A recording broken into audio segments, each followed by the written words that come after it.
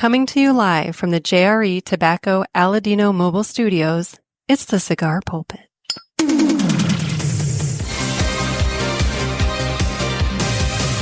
Hello, everybody, and welcome to another sermon from the Cigar Pulpit. I'm the Bishop of the Burn, Nick. Boy, it feels like it's been a long time since I've done one of these, I swear. That's what I get for pre-recording, going on a trip, coming back to the Devil's Taint, and now doing this. I swear, I don't know how it could have been any hotter coming back. I thought going to Florida was going to be hot. Florida was comfortable in comparison to what I came home to.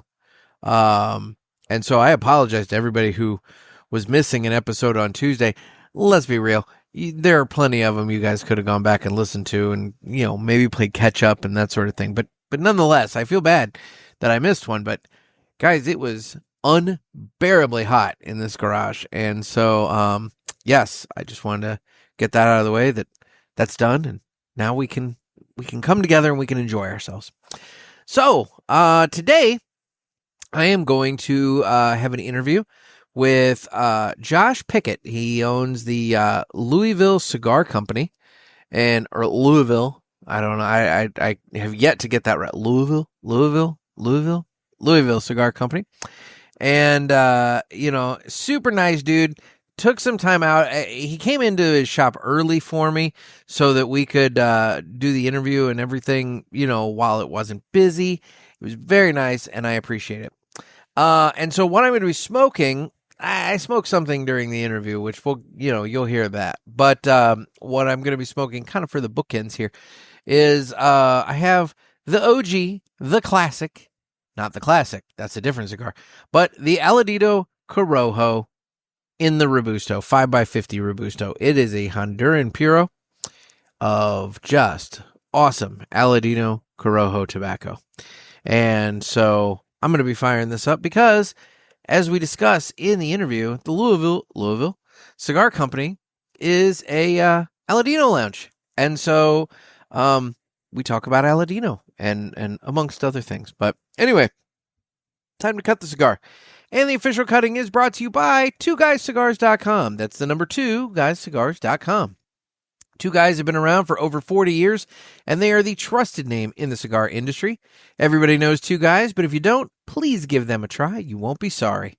Family owned and operated, 2guyscigars.com does the very best to provide a great selection, fair prices, and excellent customer service. I know you can get the Aladino Corojo over there.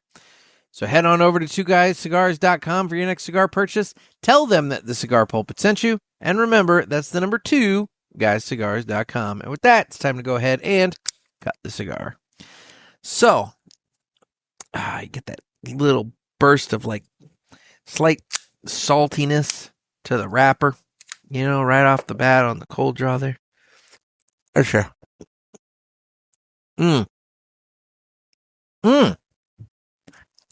Salty, but also, what is that?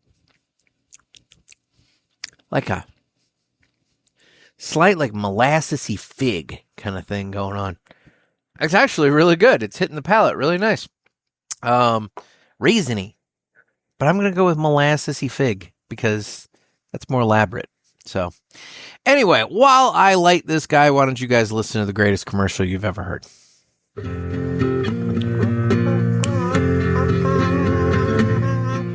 Some say cigars are all the same. It's just not true. It's you I have to blame. Well, I don't know, 'cause what I know, there is a cigar called Aladino Corojo. Aladino Corojo. Aladino Corojo. They say authentic, so we're not confused, while the others say it's a word that's just abused. I guess that's so. They can't compete. At least I'm sure Aladino can't be beat. Corojo. Aladino Corojo. Aladino Corojo. Aladino Cigars use authentic Corojo tobacco from JRE Tobacco. This is the greatest commercial you ever heard. Yeah. Yeah. All right, guys. So I went and visited Josh over at the Louisville Cigar Company. I'm going to say it like that. That's how I think I'm going to stick with that. And I met Josh at PCA. Shit, man. I actually met him at PCA last year. Saw him again at PCA this year. But I've never visited his place, even though I live less than 4 hours away. I live closer to Josh's lounge than I do my dad's house. And I go there multiple times a year. So it's one of those things that it's like, we'll go. I did have another thing going on in Louisville, which we'll talk about that in the entertainment report briefly. But it kind of worked out well. And so I was able to link up with Josh and hang out with him prior to his shop opening. And it just kind of worked out. It worked out really, really well. And so I want to thank him for taking time out of his day to sit and meet with me and talk about his place and everything. But I'll just say this. Spoiler alert, if you're in the Louisville area, go by and check it out. It's fantastic. But why am I telling you this when you can hear it straight from the man himself? So without further ado, this is my interview with Josh Pickett at the Louisville Cigar Company. Josh, how are you doing? Doing great. How you doing, Nick? I'm doing wonderful. Good. Dude, so we're here in the Louisville Cigar.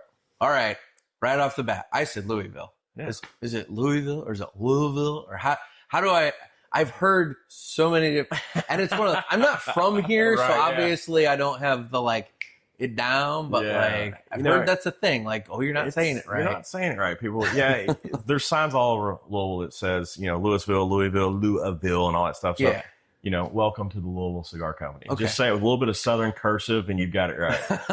All right. So, dude, this place is awesome. Thank you. So we're up in the Aladino Lounge Mm-hmm. on the second story. Yeah. You have 4 different lounges around. But I'm jumping ahead of myself. No, you're good. I want to, first of all, before we start, we are smoking a very good cigar here. Very good. We're smoking the Aladino 250, which you were generous enough to look at that box, guys. This box is so gorgeous. The flag and the declaration and just such a gorgeous package to this thing. Thank you so much, because I haven't encountered this yet. Well, I have. I know. So this is great. I've been teasing you for about 20 minutes. So Yeah, I know. You lit up, and I'm just like, all right, well, there we go. So I'm not going to wait. But yeah, so I'm going to go ahead and get mine going here. Yeah. But while I do, tell me a little bit about. Let's get to know you. So Okay. So who is Josh, and how did he get into cigars? Oh my goodness! So my mom and dad owned a beef cattle, still do, tobacco farm in Central Kentucky. Okay. I've always been around. I'll say it like we said, back in my entire life in some way, shape, or form. Once that gets in your blood, it doesn't come out, nor do you want it to come out. Premium tobacco. Oh my goodness, that journey started over 25 years ago. Okay. Was walking through a mall here locally and just smelled this beautiful aroma coming from a cigar shop. Walked in, immediately fell in love with it. Boy, I remember as a kid, we had a tinderbox in our mall, and I was a little kid, but I always remember the smell outside that shop.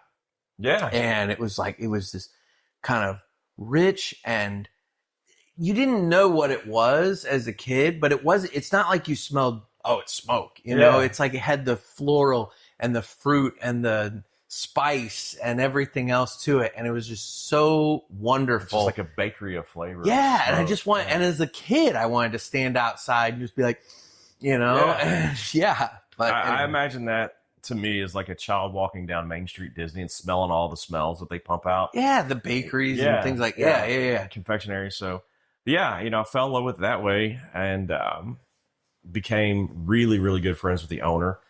He and I traveled all over Central America, introduced me to a lot of the major players in the industry. Those introductions blossomed into amazing relationships and friendships that are still alive and thriving very well today, obviously. But that just ignited that spark, no pun intended. Yeah. Fell in love with it. And honestly, God started blessing that and pulling me into this and massaging me into my position here. Not just here in Louisville, there's things we'll touch on later, but, I have done some great things for Louisville and the state and having a lot of fun with it. We'll be 2 years old this November 21st is our 2nd year anniversary. Okay. Yeah, we're babies in the industry. Wait. November what now? 21st. Dude, you're only like 8 days off from my birthday. Oh, there we go. Yeah. We'll party together. So Perfect. Come on back, Nick. There you go. So do you hit Thanksgiving then? Does the 21st ever fall on Thanksgiving? I don't know. Yeah, I would say you've only been at it for. I don't know. You haven't cared. You haven't cared except for 2 years. It's like me. I'm like, okay, 44 years. When do closest I comes Black Friday, but okay. Well, never mind. my birthday's July 2nd, so I get. So the whole nation throws an entire party for me. Fireworks. You get cigars even. You get old cigars even. That's awesome. So yeah, there we go. Well, okay. So now let's talk about obviously the big things you did for everybody in Louisville and I guess Kentucky. I had a little bit of the second one I won't take responsibility for. Okay. There was some input on my behalf, just in conversations with that, but no, man, Louisville, 20-year smoking ban. Yeah, I'm and you're the guy who broke that. The guy open for this. who did that. Yeah, we'd be outside right now if it weren't for you. It's pouring down rain, and that would suck. Yeah. So April 24th at 4 p.m. Last year, the smoking ban got lifted. It was a 20-year indoor smoking ban. Now let's talk about that. Okay, so smoking ban was a total smoking ban in Louisville, which I support. Oddly enough, as a tobacconist and a major player in the premium tobacco industry, I support that because people should not have to walk through a smoking section to go eat. Well, no, and that does, yes, I will agree that it does not make sense to think that, the smoke is going to stay on this side of the restaurant and not this. Yeah. And oh my God, that's not even getting into the days when you could smoke on airplanes and things like that. Or the bowling alleys where you're trying to look under the smoke to roll 10. But yeah. So what we did is looked very hard at surrounding states, the income taxes, sales taxes, and all the finances of basically a 2-state border around Kentucky. Mm-hmm. And, there are counties around us that we're allowed to smoke indoors still, cigarettes, everything. I didn't want that. All I wanted was for cigar lounges to thrive and be able to bring that back. Yeah. Louisville had been missing this huge community for years and years and years. Had to go to surrounding counties or surrounding states to enjoy that. So what we did is we wrote with Metro Council here in Louisville a new plan, a business plan of allowing indoor smoking in cigar shops or cigar lounges. Now, a shop can't do it. You have to have a liquor license. There's different things. Okay. So, you can't just be a cigar shop and smoke indoors. You can't be a bar that has a humidor and a bar top and say, well, we can smoke cigars indoors. There's certain thresholds you have to set, sales numbers you have to hit. So much percentage of sales is tobacco, exactly. et cetera. Okay. Yeah, so that bar is pretty high. Yeah. It's not just we sell 5 cigars a day. You have to sell quite a bit to be able to hit that. But there's no cigarette smoking. There's no vaping. That's still illegal. You cannot smoke a cigarette, nor can you vape in Louisville Cigar Company or any lounge that adopts this. Okay. It has to be a pipe. It has to be premium tobacco. So we set that way. Clean smoke is like, smoke church doesn't need dirty smoke, right? Yeah. You definitely don't need electronic smoke. So that's what we did. Brought that back in, and our numbers went up multi-thousands of % in sales. Yeah. From that, we draw people from every state, multiple country come here. Louisville has a huge exposition business. Yeah. And we have people who, just 2 days ago, we had a guy who's been here a couple days. He booked his Airbnb 2 doors down so he could be here for his businesses. So we have a lot of these companies now that are saying, our after event is going to be at the Louisville Cigar Company, and they come here twice a year and do that. Well, and in all fairness, you have plenty of space for that to where you could have either a private party, bigger party, that kind of thing. But going back to it, it's just it kind of seems odd to me because that the ban would have lasted that long, that somebody else wouldn't have come along with an idea to try and like kind of do what you're doing, where you open up provisions to allow for this, considering, just the amount of people that come to this area for whiskey. Right. And whiskey and cigars, I mean, it's like whiskey, cigar, horse racing, and all the golf. It all goes hand in hand, I mean, typically, if you're a cigar person, if you're not drinking coffee with it, you're probably drinking whiskey with it. Right. So, it just seems like it would have been addressed earlier. Salt and pepper. Yeah. But hey, good for you. Yeah, I appreciate it. It was addressed earlier, but the timing wasn't right. Yeah. It takes being able to position yourself incredibly tight. Yeah. And, we're working on moving that into a House bill. We've had that in front of the House a couple times. Timing wasn't right. We'll push that back in to make it a state law. The one thing that we are having to work on, we as in the politicians that are doing that, is Kentucky does, oddly enough, still have dry counties. So if you're a shop that has loungeability and you're in a dry county, the law does state you have to have your liquor license. Well, those areas, we have introduced grandfather clauses into those where it doesn't knock those out. Again, rising tides raise all ships, right? Yeah. But smooth waters don't make for good captains. So we don't want, and it was never a desire of mine to lock people out from being able to do what I did and my family did with Louisville Cigar Company. Yeah. We want other people to enjoy the culture and build that culture, because it is huge. I mean, you travel the entire country, the world, the globe, we both traveled the globe and been to all these different places. The common thing is you go to these places, well, local or state government, we're not allowed to do this. Or like, Indiana, the liquor laws are different. You have state-run liquor. And so there's certain things that different states, different shops, different lounges have to navigate. But we just set that out and knew kind of how to navigate that, and literally started playing that chess and not really being super defensive. Yeah.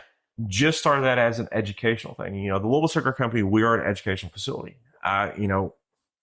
Was born in a tobacco family and have known, I'm one of the rare people in the industry that knows it from seed to ash all the way through. Yeah. Now, Kentucky Burley is not premium tobacco to say for cigars. Yes, it can be used for that, but historically it's not. Yeah. But growing it, tobacco's tobacco, right? Concept's the same. It's the same. Yeah. So just bringing that all back in, and, I'll get emotional about it. It doesn't just affect me as a retailer or you or anybody else as a patron, a guest of ours. It goes back to the people on the dirt, to the people who supply the seed, the people who sell the equipment to farm that, all the way into the manufacturing side of it, the people who own the forest that sells the wood to make the boxes, paint manufacturers, hinge manufacturers, paper, plastic that goes into the bands, the wrappers, the cello, to distribution, to getting that back. And that is, I'm going to segue right into kind of the elephant that's in the room. July 1st, Kentucky, we were able to drop our tobacco tax from 15 to 6%, which is a rarity in the United States. Yeah, you get a tax drop. And that's a big tax drop too, 15 to 6. Yeah. That's awesome. Yeah. So, what we did is knew that was coming. And everybody, the second baby elephant in the room is like, well, when will prices drop? Some retailers will have to deal with that. Some retailers are still asking how to deal with that. The way we did it is we didn't raise our tobacco prices after PCA, after the first year price increase. I see. So we ate that, but for a little while until the taxes go in. So yeah, we're still eating some of that, which is fine, but it made, again, being a steward in the industry and an advocate, shameless plug here, was the PCA's Advocacy Award winner this year, along with the mayor of or the governor of New Orleans. It was the right thing to do. We were going to be able to save on the backside, so we saved our clients and guests price increases in the beginning. Yeah. And then when the tax decrease comes, then it kind of equals out. Yeah. And, raises that tide a little bit. So that's how we negotiate ourselves with that. And it's the simplest way to do it. Well, and that's you just hit it. It's not only it's good for your customers because they don't have to wonder like, well, now my cigar is going up this much, but then come July 1st, it's going to go down this much, whatever. Your staff doesn't have to think to figure out new pricing. You don't have to go into the system and recode everything and then come back later and do it all. Yeah. It's just what it is. Just time material thing. So. Yeah. But, I will say, our humidor got a little low. Yeah. We waited until we needed to make more orders until after July 1st just to get that, to hold that there. But, we're back. We're fully stocked.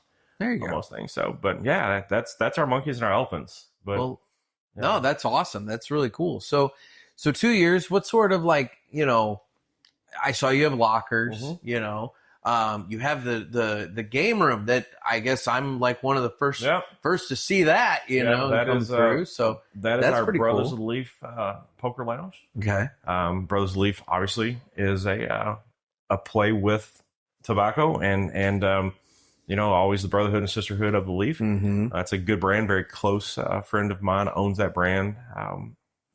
But we try to keep everything as state and industry oriented as we can. Yeah.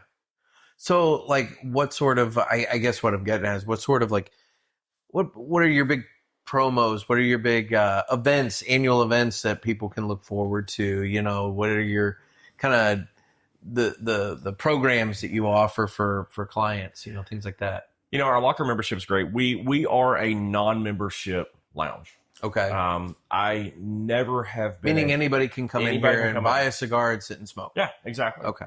The no lockers, buying a day pass and all that. No, none of that. The lockers are memberships, and it's our Aladino lockers. Yeah. In our Aladino lounge, the members who are key holders, they do get a good percentage discount for their Aladino purchase, and they also get a percentage discount on everything else. It's not the same as Aladino, obviously, but you can't put liquor in there. State laws don't allow bring your own bottles in. Oh, okay. We do have a Michelin level cocktail program at our speakeasy, so we do have a really neat speakeasy downstairs, award winning speakeasy. We've won multiple awards over the last year and a half. Very cool. That St. Patrick's Day. 385,000 people crossed our door. You were telling me about this. Like, so that was, that's all started.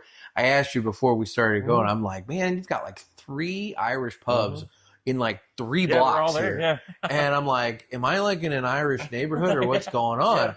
And you kind of explained all the background. But like St. Patrick's Day, you showed me photos. My God, the amount of people that roll through here on St. Patrick's Day.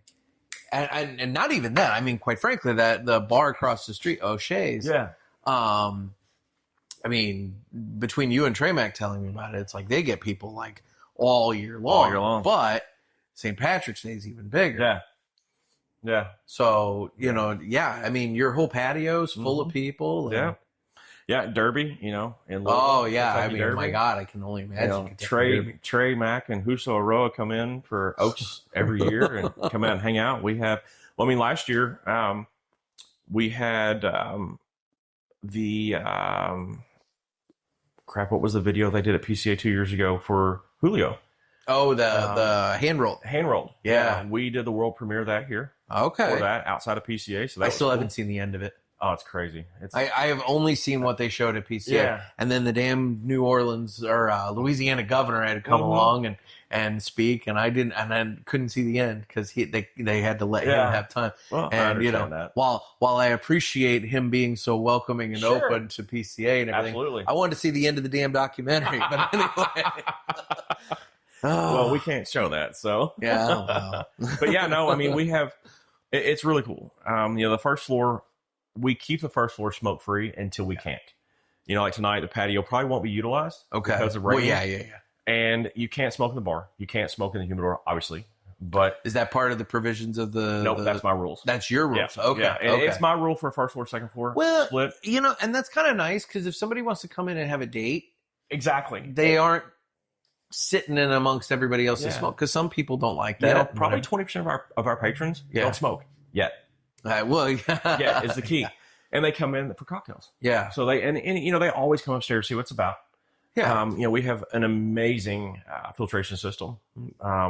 and it's which I think differentiates the place that people are willing to have the date night at, and obviously the place where they just aren't. Yeah. You know, because and I'm generalizing here, but it seems like it's more the female spouse of the relationship. Not entirely. Obviously, there's plenty of female smokers. Half of our guests are female smokers. That's awesome. That's a good percentage. It's right there. So the reason that is before I opened up, I traveled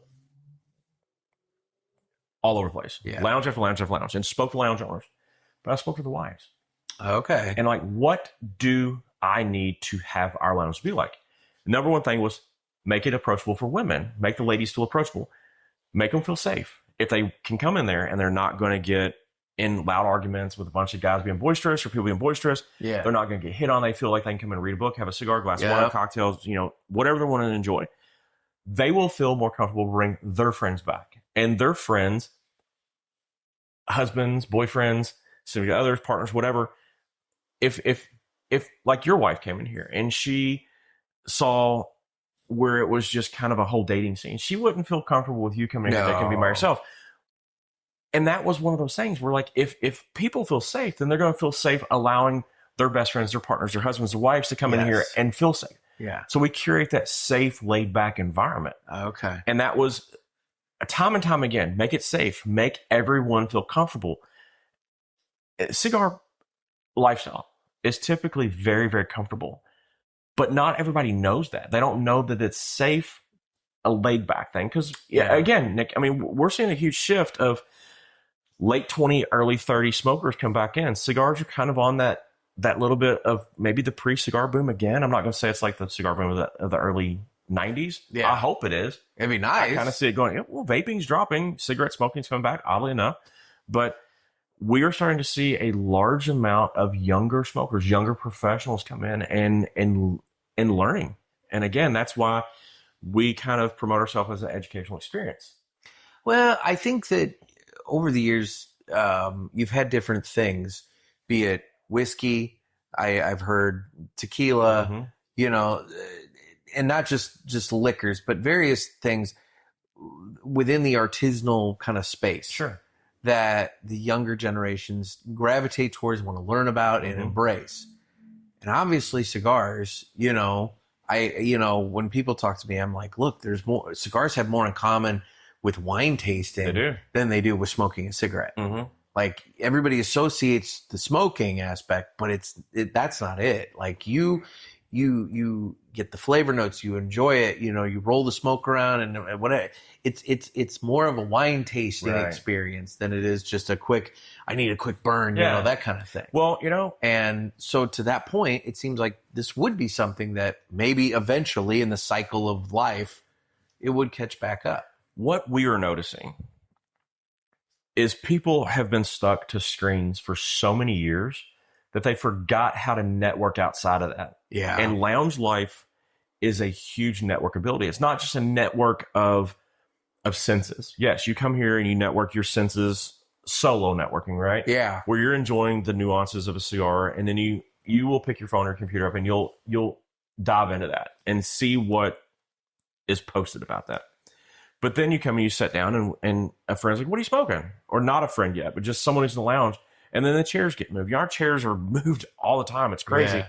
And then you'll have this huge herf going on where people have never spoke to each other anymore. And then they find out what their profession is. They find out what their family does, find out why they're here, why they stay here, why they're going to come back. Yep. And 9 times out of 10, it started because somebody's like, I like that band, or I like the color of that, or our tobacconist Bill or myself have asked you some questions. Like we've curated a list of questions that can hone us right in on your flavor profile choices of that moment. And I'm never going to say it's forever. Yeah. Because, you know, cigars aren't like a light bulb. Turn them on, light there. No, there's cigars for the morning. There's cigars for dinner. There's cigars for supper time. There's cigars for when it's hot. There's cigars when you're cutting grass and you don't care if it gets sweat on it. You drop it around the lawnmowers, you know. Yep.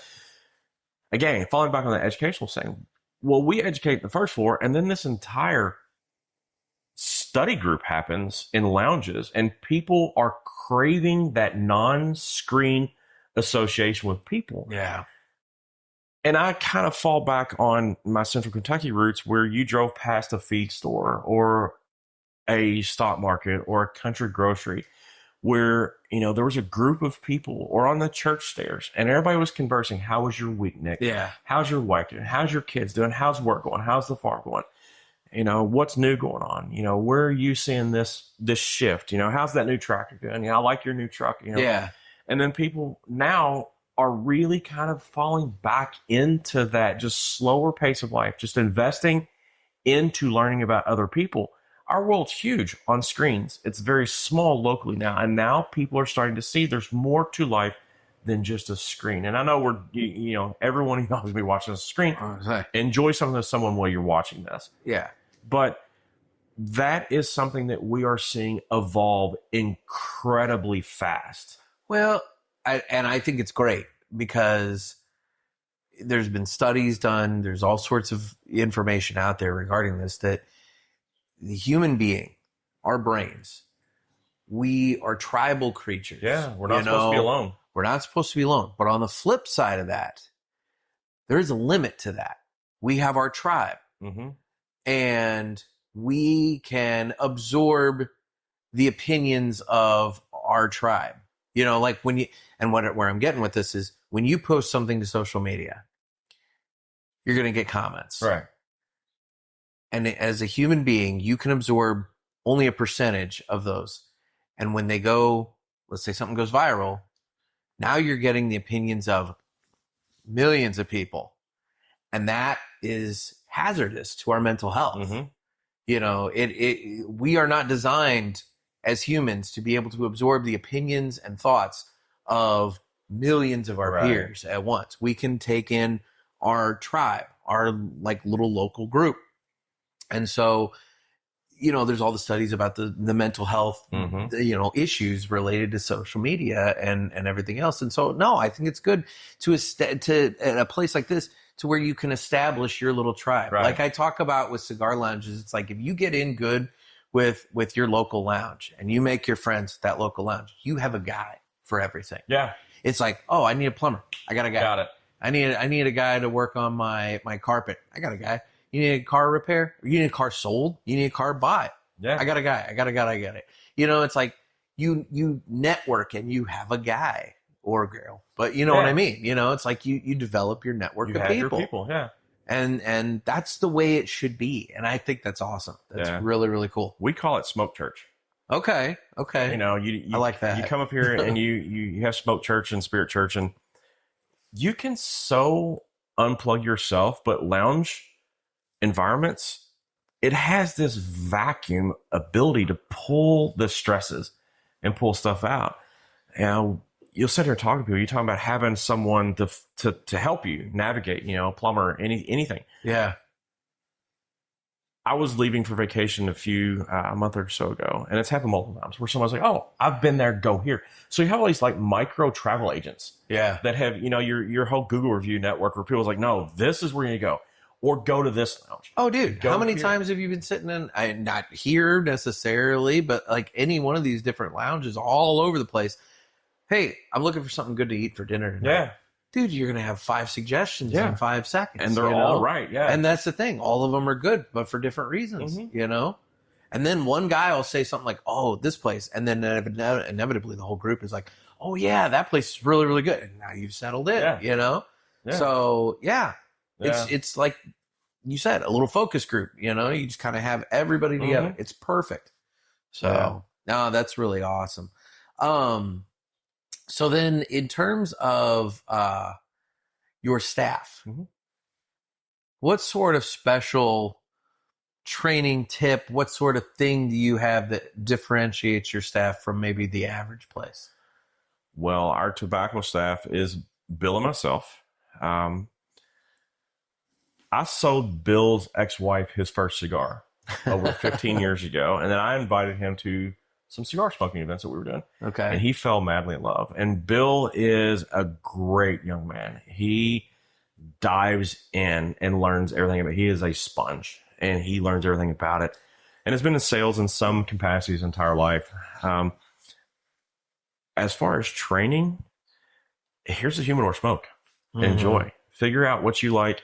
Learn your clients. Become friends with them. Figure out what they like. And we don't try to sell you what you like because you're going to buy that anyway. Yeah. Right? We try to find the 2 degrees to the left and 2 degrees to the right of it to expand your dossier of enjoyment. And again, falling back on that educational part of it. Yeah. Is we're always educating ourselves on what's new, what's out there. That way we can invest that education in you and teach you and the guest and whoever the next journey with that. And that blends in over to our cocktail spirit program, pushing out Michelin level cocktails. Each month we have 4 new cocktails that come out. And when they're sold out, they're sold out. They're never repeated again. Okay. Ever. Like, it doesn't matter how good they sell, they're never brought back in. So if you miss them, you miss them. Oh, shit. Like the 250 from Aladino. If you didn't get them, you didn't get them. Yeah. Yeah. Yeah, it's just kind of the way it goes. The spirit side of it, our R&D side of that is incredible. From proper fat washing to infusions into different whiskeys and gins. Hey, buddy. Speaking of Bill, that was Bill right there. But just the education part of it, Nick, just going back into educating our bar team is incredible. The best of the best. I'll put them up against anybody. Obviously, they've won multiple awards. Yeah. And just really, really, really being that benchmark.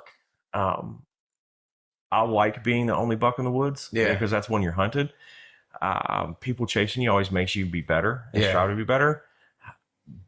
But yeah, the education part of it, man, God has blessed us. We are blessed with an amazing crew that's very education oriented, very driven to be better than we were, not the day before, but the hour before. Okay. Always trying to push that to go to the next level. Very cool. So then, speaking of expanding the portfolio for customers and whatnot, you are the guy who decides what's going in the humidor. How do you approach PCA, for example, and look at the vast expanse of products available and say, this is what I'm going to take a try on for my people. This is what I want to put into my humidor. What goes into that process? The hardest question to answer in the industry was just asked. I will not lie and say that I did not melt down this last PCA. Mm-hmm. And I don't think there's a retailer who hasn't had that moment of, I need to do this.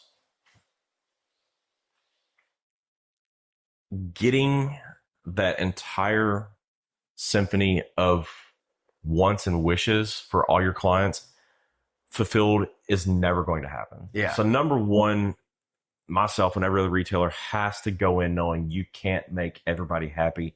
Yeah. Well, you don't have the space and you don't have the money. Again, correct. Yes and yes. 2 things right there.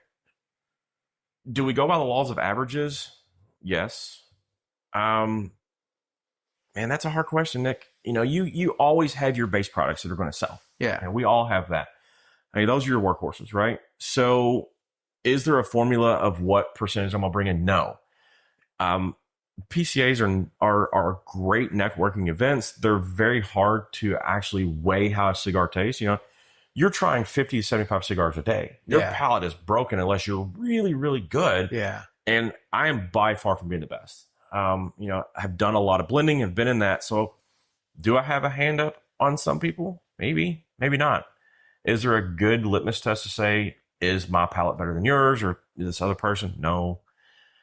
I think the number one thing is you always have to remember that what you're tasting is 100% correct. Yeah. So, being less than 2 years old here, I'm still learning what our average guest likes and enjoys. Have I made mistakes? Absolutely, I've made mistakes. Yeah. Have I hit it out of the park? Absolutely, I've hit it out of the park. But again, you go to, you've been to PCA, you get in from all the after events at 1:30, 2 o'clock, you're jazzed up. You can't go to bed until 4. Meetings start at 7:30, 8 o'clock. So you're lucky. I don't do the after hour events. I just go straight back to the hotel. I sit at the fire pit at the hotel and I go to bed at a decent time because I'm like, I know that I can't roll out of bed at 7 a.m. or whatever if I'm getting into bed or crashing at 4. It happens. Yeah. I'm the guy who's on the computer and looking at sales trends and looking at different regions and what's pushed there, and having really, really good relationships with, I'm not going to say everybody because I'm not, with a huge percentage of manufacturers. Yeah. I have access to reps, and that aren't just my reps, that are just good friends of what's selling, what's moving, what's the next thing. And then, so we've had these blends that are doing really, really well, but this blend is coming up. It's available in a couple months when we sell them. That's where you start aiming your shots, see where there's, being a baseball player, see where the coverage is at, and go follow those trends. Yeah, we're chasing shooting stars, but again, teach yourself about it. Bring that back home. Teach your staff about that. Find out what cocktails go with it. Make the cocktails that go with it if you don't have them, and then just start putting legs on it, talking about it. And then if people don't like it or they do like it, then you can branch out from there. Yeah. So that is a really, really broad answer to the hardest question that anybody can ask. And that, how do you prepare for PCA? You buy your tickets and you play tickets and you hope for the best. Yeah. Okay. No, that's fair. That's fair. Now, I personally contend, and this might be one of those things where it's easier for me to say than for the manufacturers to do, but my whole thought on it is they need to find a way to be able to offer and send samples of the new product to you guys in advance of PCA, so you can sit here in the comfort of your lounge and try it prior to going there. Because like we talked about, samples of PCA smoke like shit. Yeah. I mean, Vegas, like you said, Vegas is really bad. New Orleans was still less than ideal.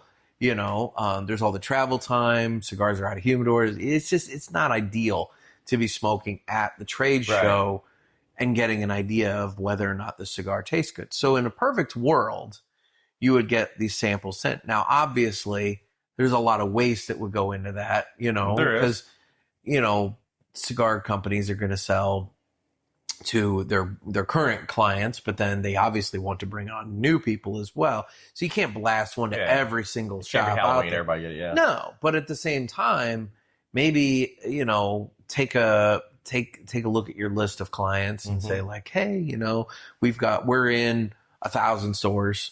We're going to mail samples to our top 250 clients, and kind of prep them and get it rolling. I don't know. Just me as a consumer thinking that would be neat. But would that be good for? But would that be good for as a retailer? Would you be more inclined to give a sample a try if it rolled in? Absolutely, 2 weeks prior to the PCA, so you could. I think it'd have to be more than 2 weeks, but you get 50 cigars in, you're not going to push 50 cigars down your pipes. Well, that's true. In 2 weeks, because leading up PCA, it's a lot of work. You know? I mean, again, as an owner, you have to get everything right at your shop before you leave. Yeah. So let me ask you another question as a retailer then. So your regular smoking habits, what size do you normally go for? I'm a Toro guy all day long. Really? Yeah. Because a lot of retailers I've talked to, they like Robusto's or even Coronas because they can burn through more of them in a day and try different things throughout the day. I'm different because my first floor is smoke free until it overflows. Okay. So you're not really smoking downstairs at all. Yeah. I have a Toro, I'll light up and go out and hang out with some guests for a while. Yeah. Come back in, drop on my ashtray and come back in and out. So that's just me. I've smoked Toros my entire smoking career. I love them all. Yeah. It's hard to choose from your children, right? Look, I also I have my preference of Toro. Mm-hmm. That just tends to be where I land. Yeah. Because I track my cigars throughout the year. I'm that nerd that has the spreadsheet on my phone. And so this is my third year doing it, tracking every single cigar I smoke throughout the year. And what's really cool about that is I can go back and I look at all my data. I can say, okay, this year I was very heavy in this company or this company. I can look at the Vitolas. I can look at this. I can say, okay, I'm obviously a sun-grown Habano kind of smoker, that kind of thing. And I actually encourage retailers to try and, start a program, in January at the beginning of the year with your people. Because, man, if you could get a hold of this data, holy shit, man. The amount of data you could get from your people that you could use would be outrageous if you had that kind of thing. But anyway, that's neither. So speaking of cigars, how's the 250th? So it's really good. It's do you know the blend makeup? I don't have the blend makeup off the top of my head. Have they even put it out? Mm-mm. Okay. So, no. Never mind. Yeah, we're shooting in the dark. All right. It's not Connecticut light. Right. But it's a fairly light, it's an approachable good cigar for anybody, I think, whether they've smoked cigars or if they're new to cigars or if they like mild cigars or even if they like heavier cigars, for the heavy guys, it's a lighter one. For the Connecticut guys, it might be a little bit heavier than what they're used to. But but what's nice about it is, if Aladino with this was trying to make a broad appeal cigar that could hit like everybody, this hits. It does it. It performs very well. It does. And the burn line is really, really tight. It's the typical Aladino. Retrohale is nice and smooth. I'm not getting any sort of I'm not good at retrohales, man. I cough my lungs out with retrohales. Prove it. No. We can go down and we can find something a little stronger in this. And let me tell you, I'm going to slit my throat with it. But there's some I see angels with, man. It's crazy. But Bravo number 4 lights you up. Yes. Yeah. That'll get me every time. But this is easy. This is nice. I like this. Yeah. So I appreciate you sharing it with me. Boy, I had another question. And we got on the subject of the PCA buying, and it has just totally escaped my mind. So, no, it's fine. But, dude, there's so many different places we could go. We could talk about blending. We could talk about all kinds of stuff. But in terms of this, I'd like for this to be our first conversation, not our last and only conversation. So we'll do this again, and we can get into all that other stuff. But in terms of what you want people to know about the Louisville Cigar Company, let's say somebody out there is looking at this and they're like, I want to come and check this place out. What do you want to convey to them?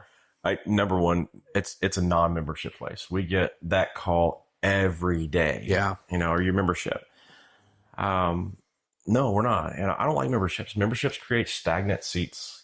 That whole entitlement is something that I've never appreciated about lounges. And there are places that are so busy that it does require memberships for that. I understand that. Yeah. We're not that place. About 80% of our clientele is from out of town that are regulars. Yeah. That's really, really cool. So we are kind of like that Chicago melting pot. Like, you come here, you're going to get high-ranking military individuals. You're going to get Saudi princes around Derby. You're going to get... yesterday, I was enjoying cigars with Zachary Joseph, the owner of Old Commonwealth Distillery. Okay. We have multiple distillery owners who own lockers here. And they are regulars. They come in, they smoke, they drink, they hang out. The Louisville Cigar Company is filthy here. Do you happen to partner with any of them for tasting kind of events? We are working on that. Yeah, we have done some True Story Brothers, Leaf, Old Commonwealth. We have an event in the works. Okay. Wink, wink on that. So yeah, we do partner with a lot of people. Again, being less than 2 years old, you don't want to do that right off. You have to get some traction before you do that, because then it looks small. Yeah. And we're not a small company by any stretch of imagination in our region. We're a small company by some companies in the industry. Yeah. We're just a blip on the radar. But yeah, we're non-membership. Come and enjoy yourself, but listen to people. You want to talk about networking. We are a global hub. We have people come from multiple different countries, all the states, and just come in and enjoy it.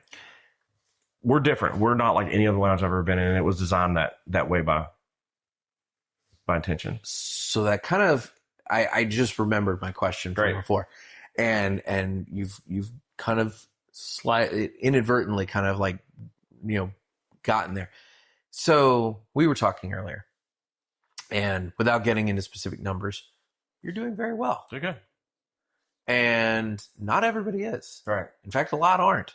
Right. And I've talked on the show about the state of the kind of mid-year check-in state of the industry. And there are some manufacturers, reps, retailers that are stressing out. Scared. We'll just put it that way. We'll just say they're stressing out right now. Yeah.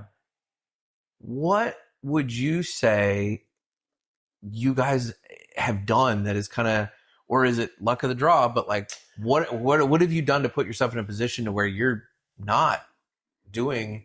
You're kind of.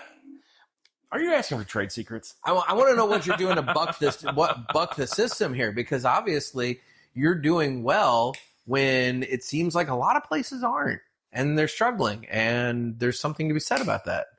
Man, first and foremost, I am 100% always going to give the glory to God. Really. If it weren't for a whole lot of people praying, a whole lot of answered prayers, we would not be here. Mm-hmm. What are we doing differently? There's a lot of time behind this. Second half. Right. Yeah. That's where that black pepper starts building. I'm like, there's something a little new there. Positioning. Again, being the only cigar lounge in Louisville for a while, there's another one that opened up. Yeah. Is nothing like ours at all. Yeah. They serve, their cigars and drinks. We are the only lounge in Louisville that does what we do.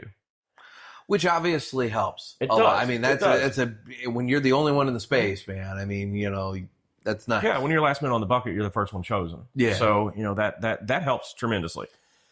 But high class, high caliber husbandry of. I mean, I just showed you our humidor is ran by 2 computers. Yeah. Our water going in is 99.9% pure. There's no chlorine. There's there's nothing that goes in that humidor. Yeah. So our cigars are healthier than they are when they're shipped from the farm. So that husbandry of that is a major player in it. Yeah. People trust because they know that we know the products, that we know the processes, that we know everything about that. Not everything. That's selfish. I'm sorry. Not everything. We know as much as we can. Try to know everything. We try to know everything. Yes. Yeah. So, and we portray that. Yeah. And no one feels uncomfortable coming in. Like, we get people all the time. This is my first time. Great. What would you like to smoke? A cigar. I love that. I love that open palate. And then we ask some questions, and it's the first. We have 3 groups of questions we ask them, and the first one is, if I have 3 bottles of liquor, one's red wine, one's tequila, one's our blessed bottled water, Kentucky, we call bourbon. Which one are you drinking right now? And they give me an answer. If you want red wine, you're probably wanting a cigar that has a little bit of a sharper tannin note in it. If you're wanting tequila, you're probably wanting to get a little bit of that bacon spice and that citrus note out of that. Mm-hmm. Candelas are great to put people in there. If you're wanting bourbon, okay, that opens up to the next question. You like rye, you like high proof, low proof, where you at? And then coffee. How would you take a coffee right now? Black or, cream and sugar? That's interesting because another retailer that I've spoken with, their question to that point is, when you're out to dinner, are you ordering chicken or beef? Mm-hmm. And if you're ordering beef, how are you taking your beef? Yeah. And if you're getting your beef like rare and bloody, it's like, all right, we're going to go this way. Yeah. We can go this way and we can do that. Yeah. Well, our third question is about barbecue, believe it or not. Okay. So that kind of goes into it. You want your barbecue with a dry rub and a heavy smoke, or a light smoke with a sweet or vinegary mop. Okay. And that allows us to know what type of pH style tobacco you're wanting to smoke. So we get your strength of your spirits. We get the softness and smoothness of the coffee that you like. And we get to know where your strength is on like the meat that you eat. Yeah. And that all combines into what your flavor choices are at that exact moment. Because tomorrow your answers may change. Well, that's true. Yeah. And then I ask people, well, do you think you would like to smoke earlier in the day, later in the day? Like, are you doing this because you want to just be alone and relax? What's your time investment? And then when we get there, then we can legitimately be like, hey, we have this cocktail that goes great with all the indicators that you've given us at this point. Okay. Going back to that education, like, where have you been that does that? Yeah. That has people in the humidor that knows all the products that you have just indicated. And then we can say, well, there's these 2 cigars a little stronger, or these 2 cigars that are a little bit milder that you might enjoy earlier in the day, and these might be a little later in the day. So we can map out your day of enjoyment. Are you going on vacation? Where are you going? Well, here's some cigars that go great with seafood or going out west, skiing. There's different things that we have learned over the years. Again, 25 years in the industry. You don't just sit around and not learn a bunch of Cliff Clavinism education and wisdom from that.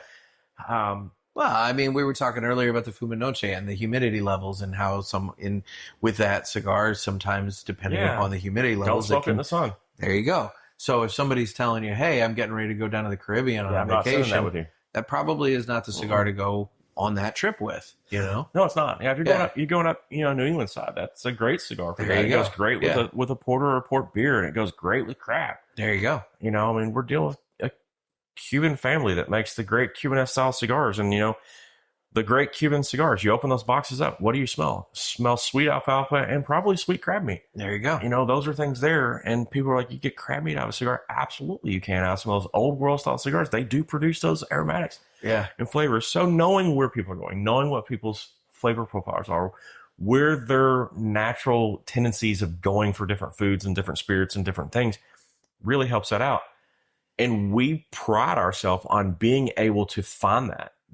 Because we do want you to have the best experience, not just here. Yeah. Because you are our next direct line of public knowledge. So if you leave here and you're like, hey, look, I was with Bill or Josh in the humidor, and they picked this thing up that I never heard of, and it's my next go-to. Yeah. And then you're at someone else's lounge, and you're talking in smoke trucks, Yeah. Hey, I was down here at Louisville Cigar Company, and they put me on this cigar and this cocktail.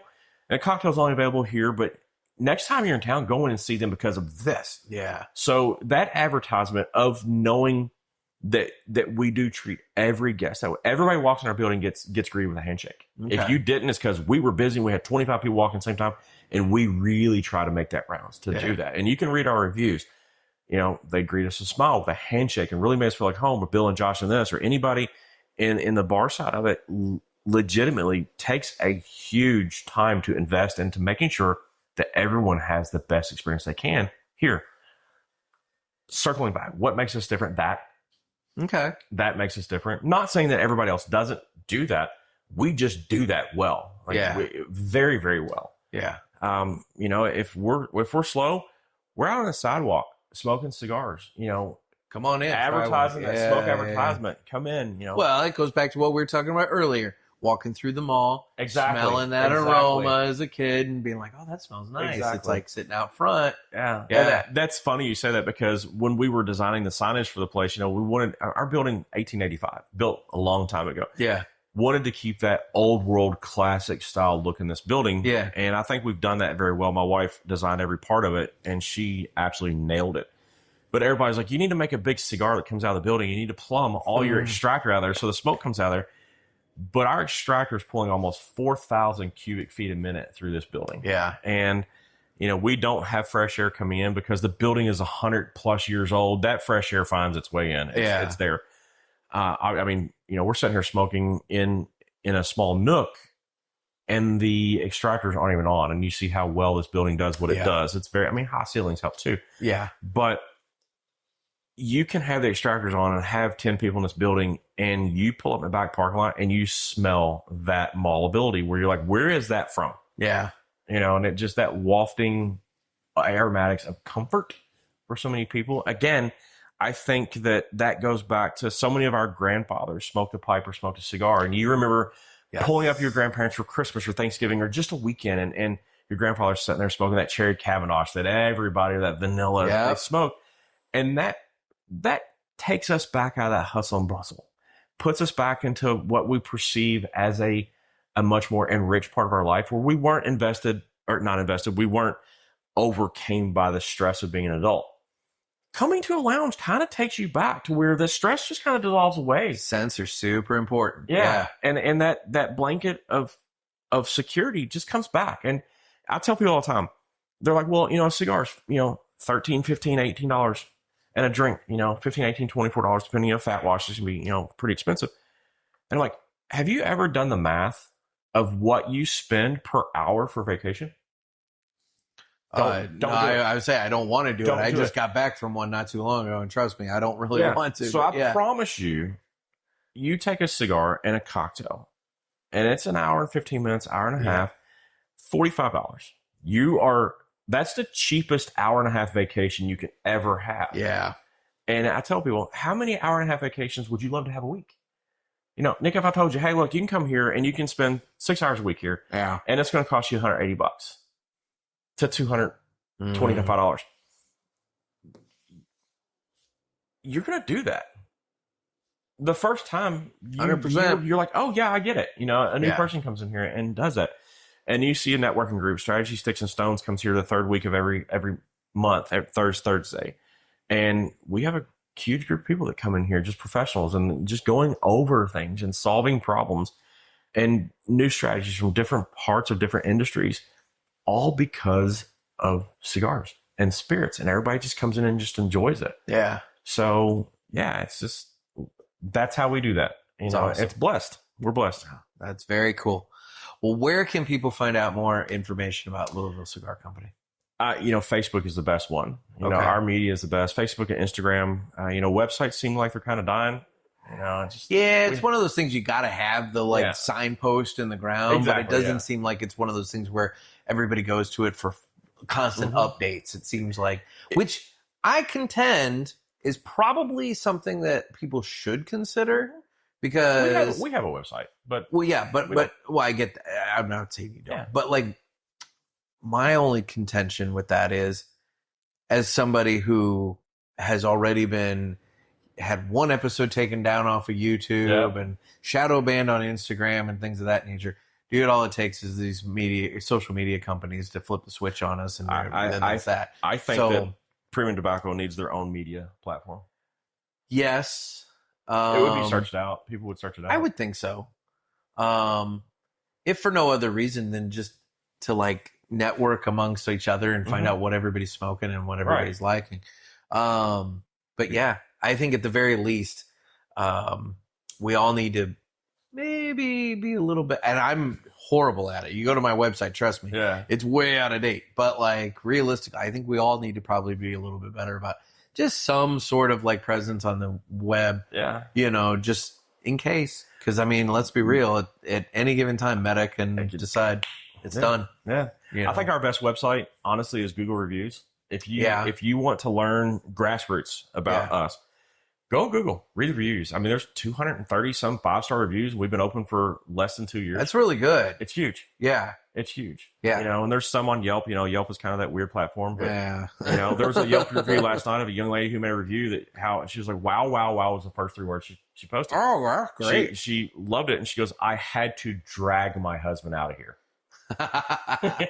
Great. Good. We love that. Yeah, here we go. But it's funny. Like we have regulars that they will stay and they know they'll stay. Yeah. And then when we start closing up, they'll start pulling cushions and put them in our cushion containers. That's nice. And then they'll go back out and continue sitting on the chairs and enjoy the rest of their evening because they a couple cigars. I'm like, guys, you can stay.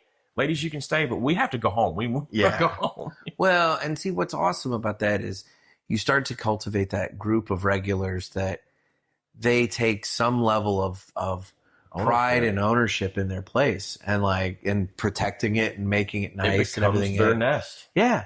So what's cool is as a retailer, you kind of get some, we'll say unpaid employees, but they're maybe not doing the full job, but hey, it saved your person time to bring in those cushions. Yeah. The last person came to, hey, we already did all the ashtrays and it's in the ash pail.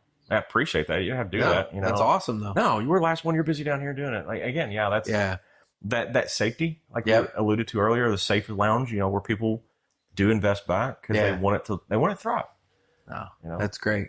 So so social media is Facebook and Instagram is where people can learn more about you. Josh, this has been a pleasure. Thank you so much. I appreciate it. I'm glad we were able to link up, and thank you so much for the 250. You caught up. I did catch up. I was I was lagging behind a little bit, but I did catch up to you. And man, what a great smoke! And again, it's one of those ones that anybody can do. This is not like a it's for the new smoker to kind of ease them in, or it's for the experienced people and blah blah blah. This is a good one across the board, and it's just a great cigar. It's very approachable, like you said. Aladino needs to do this every 4th of July. Say something. This needs to be an annual thing. It does. I mean, let's be real. Alec Bradley owns St. Patrick's Day with the Hooligan. Right. Whether you like the Hooligan or not, I actually prefer the Aladino Candela, but that's just my own personal preference. Okay. But 4th of July is kind of open. Mm-hmm. I mean, maybe not anymore. It's. I mean, I know United has the firecrackers and everything, but Espinosa has theirs. But like, here we go. We could have the flag and everything else. I mean, exactly. Seems like we could go for the 251 next year, right? I think we should. So, Josh, thank you so much. Thank you so much, Nick. Appreciate it. Thanks. Cheers. And once again, I really want to thank Josh for taking time out. It was super awesome. I appreciated it. And he has such a nice place, guys. And it's so cool because, as if you watch the YouTube, I had little B-roll footage playing in a couple different spots there showing off the place. But the outward appearance, it's pretty like nondescript, from the outside. There's a sign out along the street, and they do have a sign on the actual building itself, but like, it's not like it's like cigars, big old arrow pointing down. Although, Josh, I didn't mention it to you, buddy, but you've got that billboard right out in front of your place. It's advertising for, I thought it was Coke, if I'm remembering right, like Coca-Cola, not cocaine. And, I don't know what that billboard costs, but if you could secure both sides of that billboard and just have it say cigars with an arrow pointing at your building to where either direction coming on that street, you just see this billboard pointing to your building, that would be kind of badass. Little ostentatious, but badass. Just saying. Something to keep in mind. Anyway, but yeah, you go in this place and it's like, it used to obviously be a home. And so there's all the different rooms. And what's really cool is like you just kind of walk around and explore. You go upstairs where the smoking, it's like Josh said, he likes the top to fill up and then they put the smoking any spillover on the bottom floor. But, you go upstairs, there's like all these little nooks and rooms, and you can be in the big room, you can be in a small room, you can do whatever. But like you can have the little private conversations or you could have the big group conversation. They got the new game room. It's pretty cool. I dig a lot of the aesthetic there. It's really nice. So, and guys, if you're into cocktails and whatnot, his little speakeasy in the back is awesome. So anyway, highly recommend it. Swing by, check the place out. All righty. Let's move on and do this now. It's time for the Villiger Cigars Entertainment Report. Brought to you by Villiger. Villiger Cigars, one of the leading cigar and cigarillo manufacturers in the world, founded in 1888 and still family-owned and operated. Head over to VilligerCigars.com and check the store locator to find a shop near you that carries them. We guarantee that Villiger Cigars will be a wonderful addition to your humidor and cigar rotation. All right, so the reason I was in Louisville to begin with is, as I've not been super shy about, but I also haven't belabored the point on here too much, I've been watching a lot of pro wrestling over the last year. And so there's a couple of guys that they're entertaining, called the Outrunners. They put on a show in Louisville, and it was a charity show designed to raise funds for research into ALS, because there's another wrestler who went by Rebel. I don't remember her actual name, but she was diagnosed with ALS, and she's been raising a lot of awareness, trying to get the word out, and trying to raise funds for research, because, in a kind of very somewhat bleak, but at the same time realistic and kind of like awesome in a different way viewpoint, she recognized that it's unlikely that there's going to be a cure for ALS before it claims her life. But it's one of those deals where she feels as though the more awareness is brought to it, maybe the closer it can get to a cure, so somebody else doesn't have to go through what she's going through. And so, Rebel is their friend, and so the Outrunners, they put on this charity show, and all it was just that. It was just a charity wrestling show, and it was in a music venue, and they just set a ring in the middle, and they went at it. And I'll tell you what, guys, it was an immense amount of fun. It filled the place, but it wasn't huge, and so it was kind of friendly and intimate in that regard as well. like I was right up at the barrier just on the other side of the ring. So, I mean, like front row. The shitty part was you had to stand the whole time. There were not seats. So I will admit, by the time I got back to my hotel, I'd been standing for close to 6 hours. So I was that was the only unfortunate part. But otherwise, it was an immense amount of fun. I had a wonderful time. And, I can only hope they raised a lot of money through this. But yeah, that's what I was in Louisville for. And so I checked out the wrestling show, and it was a lot of fun. What else have I been entertained by lately? It's been a minute since I've had a chance to talk with you, for a variety of reasons. Maybe not to you, because again, I pre-record. I make sure, unless it's apparently balls hot out and I just can't do it, I make sure you guys get content. So, I have not spoken to you since the World Cup final. And I'm going to briefly touch on that because I feel as though I have to, because I spent so much time talking about the World Cup that I have to touch on that. What a boring ass game that was. I mean, I get it. It's the final. You should have two really, really good teams going against each other. Maybe the defense is strong enough that you're not going to have a lot of scoring. But yeah, that was not, that was, I don't know. It was not the most thrilling example. Let's put it this way. If that's the game out of the entire World Cup that you tuned into to see what this whole soccer thing was all about, I'm sorry. That was the worst possible game for you to do that for. It was not the most riveting game. Congratulations to Spain. I think Spain was the better overall team in a lot of ways. Argentina struggled with a couple of different teams that, they on paper should not have struggled against. And so, but Spain, they did really, really well throughout the entire tournament, and they weren't super flashy about it. Everybody paid attention to Argentina because of Messi, but Spain just kind of came in, did their work, and went home. And, so congrats. And I think it's cool too. Spain's a young team. So I think it's kind of neat that you saw this team of really young players excel and get to that high level. So that was cool. Now, the World Cup's over. What's a guy to do? Well, thanks to ChatGPT and I having lots of conversations about it, I now have all sorts of different things to watch. So one of the teams that sucked me in very, very early into the World Cup was Scotland, specifically because of their fan base, but also, you had the story, 28 years since they were in it last, blah, blah, blah, and all that. And so,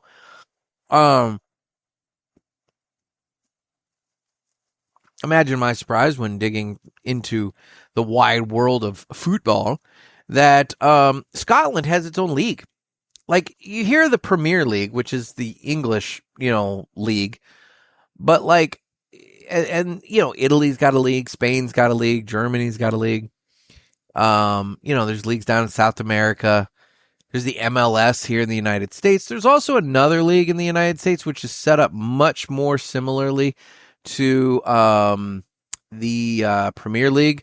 I think Indianapolis has a team in that league. So I mean, there's two different competing leagues essentially in the United States.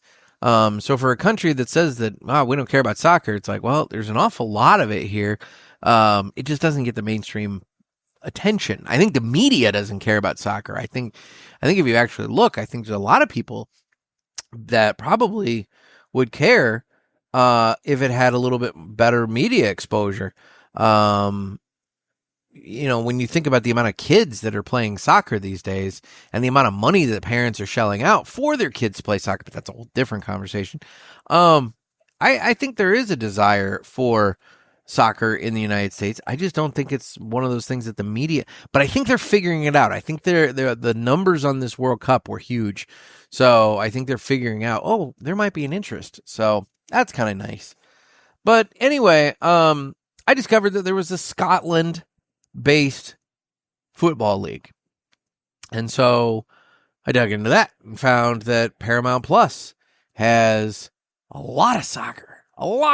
They not only have the Scottish, they've got the Champions League, which is so many guys. There's a lot of soccer on Paramount Plus, and I'm like, holy shit!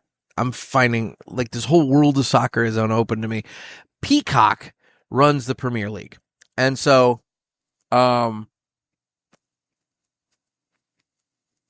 starting in a little later August, I'll be tuning into that. MLS, I haven't really given it a shot. St. Louis has a team. I don't know. And it's on Apple TV. So, I might give it a shot just to check out my local team and see what's what. But, there's that. And so, yeah, I've kind of like opened my eyes to this wide world of football, and I'm digging it. I'm exploring around. I'm finding what's what. Anyway, so I got that going for me. There's my World Cup update there. Other things, life's been busy. I had my son for the last big long weekend of the summer. He starts school on August the 13th. And so this weekend is the last big long Thursday to Monday weekend that I have with him. So today we went up to the splash pad and he got to run around in the water and get wet and have a good time and everything. So, and we'll find some other stuff to do this weekend. It's supposed to rain a lot this weekend. So outside, that's why we did the splash pad today. But no, I've enjoyed the big stretches with him. I know it hasn't been the best in terms of getting some work done and things accomplished, but you know what? Fuck it. I don't care. That's time that I can't get back. Work can wait. So anyway, I haven't really had a lot of time to watch stuff. I've been busy with work and then obviously hanging with my kid. I do have a ticket to go see Spider-Man, the new Spider-Man movie, on Tuesday. I'm going to go to that Tuesday morning. So I'll report back to you on that, for what it's worth. I haven't been super excited for the Marvel movies lately. The new Avengers, they released the trailer the other week. I don't have that like, oh my God, I got to go see it kind of mentality for that I did in the past. So I don't know. We'll see. We'll see what the new Spider-Man movie brings, but anyway, that would be my Villiger Entertainment Report. Guess what, motherfucker? It's time for 3 cigars we smoked and enjoyed this week, and I have had plenty of cigars. Not so much since the heat, I will say. Today, being Thursday, July 30th, I've had 2 cigars today. And I had 1 cigar yesterday, Wednesday, in the car while doing my deliveries. And otherwise, that's all I've smoked since Saturday night when we did the Zoom Herf. Because it has just been so blazing hot. I have gone days without smoking. And I smoked a lot on Saturday, but man, I have not put hardly anything down since then. So I'm just saying, I was on a good clip and then I hit a lull.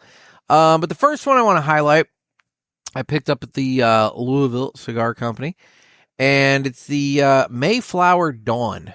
The Mayflower cigars. Michael Knowles puts those out, and I had the Dawn, and that's the Connecticut, and I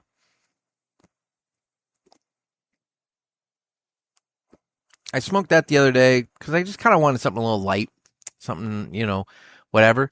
But holy shit, that was a good cigar. Full flavor, decent body and strength to it too. I mean, I was thinking that was gonna be like light Connecticut. Nah, they had a little bit of something to it. Kind of chewy. It was good. I enjoyed it. I would buy the hell out of that. Unfortunately, I don't know anybody around me that carries it.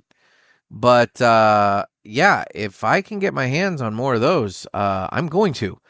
I actually smoked his other one, the Sun-Grown or Habano. I don't know what the wrapper is on that. I think it's the Dusk, which normally I would have thought would have been more in my wheelhouse. But man, that Dawn of the two of them was so superior. It was so good. So they got something really good going on there. I dig that. The next one I want to highlight is one that I smoked down at the Ash Snail in Palm Coast, Florida. When I was down there with Max, we did the Vincent's Clubhouse camp for a week. That went okay. New environment, new people, little close to like school, and he did things but that's what's cool is they worked with him at his own pace. There was no like, Max, you got to come in here, you got to do this, blah blah blah blah blah. It's like it was whatever he's comfortable with, whatever he's cool with. Dude, you want to just color? Sit and color. It's fine, So anyway, that was a little aside. But while I was there, I went by the Ash Snail, and Ken has brought in West Tampa Tobacco.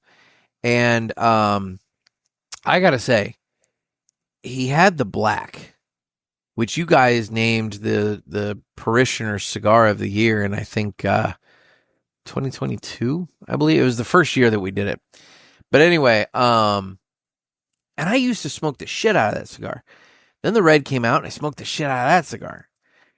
And I'll be honest, it's been a while since I've had a black. Holy crap. That thing smoked amazing.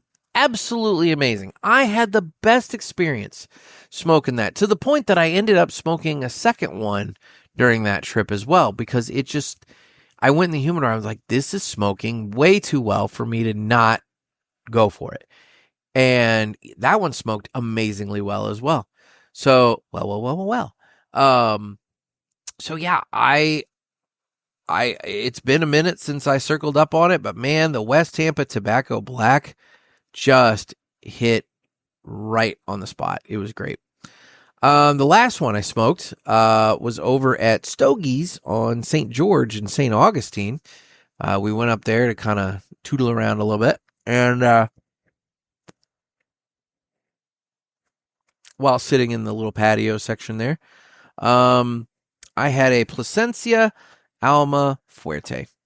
Such a good cigar. What's nice about that one is it was in like Alan does like a little pack thing every week where he's got a little mini humidor on the counter, and there's 4 cigars there, and you can do a mix and match, 3 cigars for $44, and they're good cigars. I mean, I ended up getting 2 of the Plasencias and 1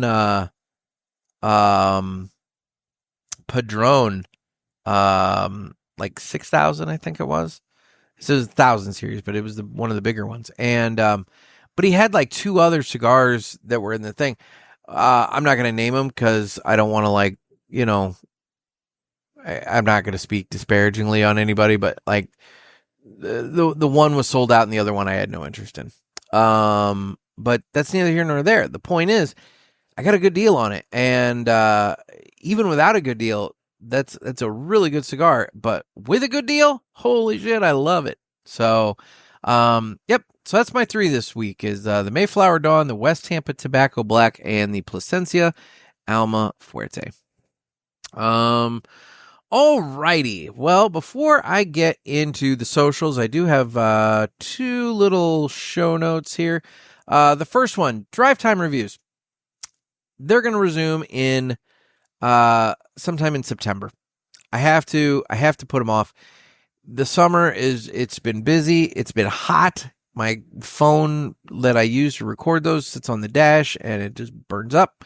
And so just as a fair, little update to everybody, the drive time reviews, they'll resume in September. The next Parishioners Zoom Herf is scheduled for Thursday, August 27th, at 6 p.m. Central. There may possibly be another one added in August, because I'll be honest, I know you guys voted in the Facebook group pretty strongly for Thursdays and Saturdays. You guys really supported. But in my experience doing these for the last couple of months, the Thursdays get such low numbers. Like, you guys come out for the weekend, but on Thursday you just don't come out.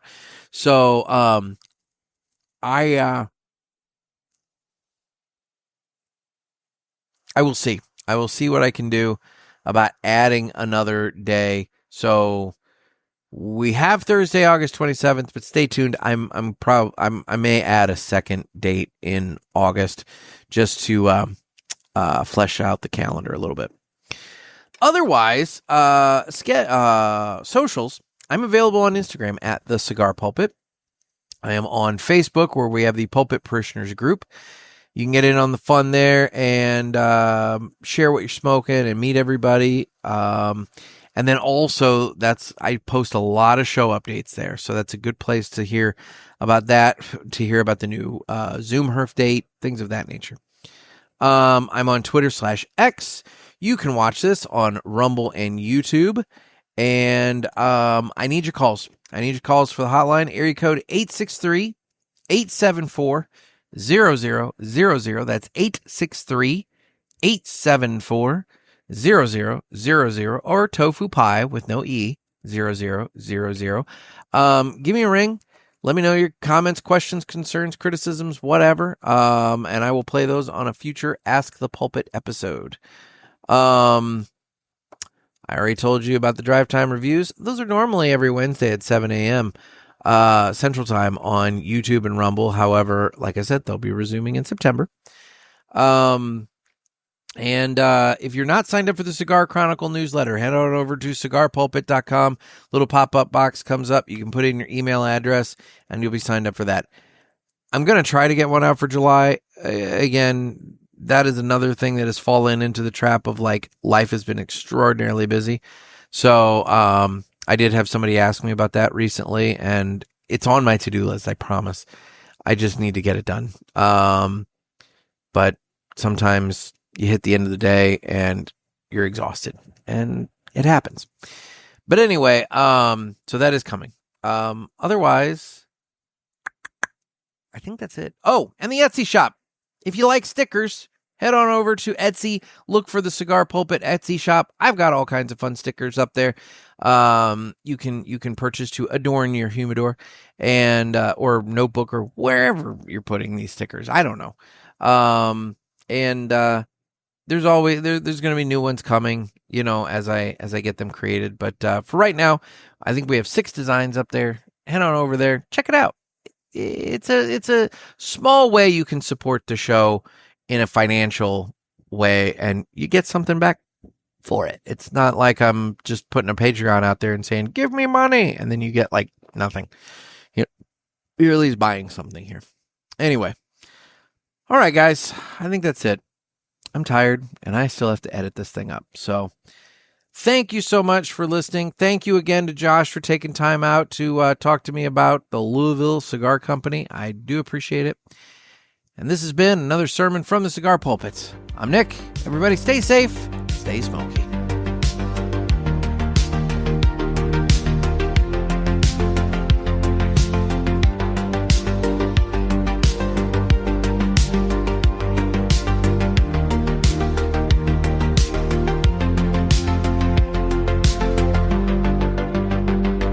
Take it easy, everyone.